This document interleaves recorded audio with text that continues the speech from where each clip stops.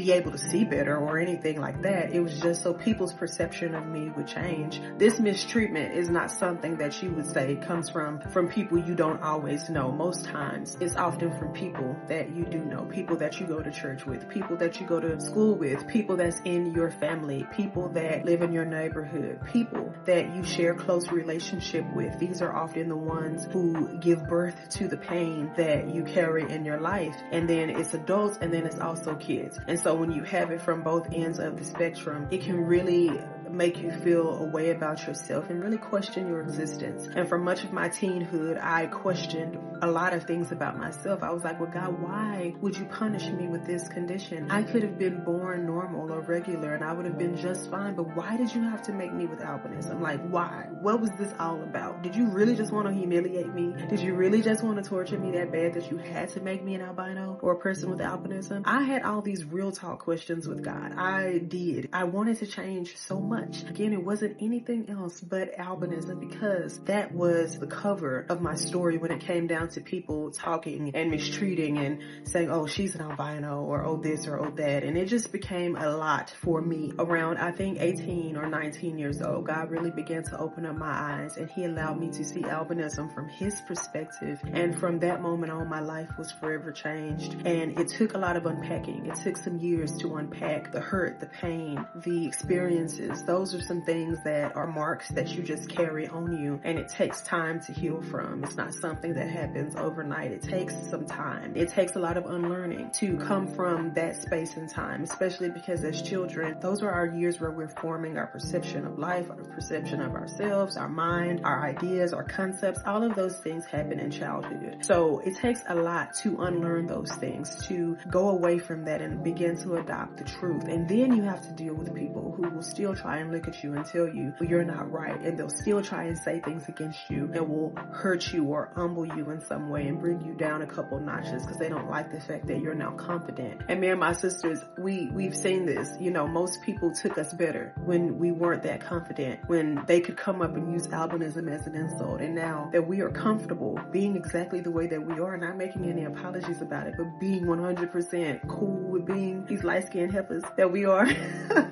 we get so much like, ugh, who do they think they are? But we are God's kids, and we are beautiful, and we are wonderful just the way that we are. And we don't make any apologies for being where we are in life, even to the point where most people felt they knew where we would be, and where God has taken us has blown even my mind. I'm looking at us like, what? God really did that with us, these kids that were counted out.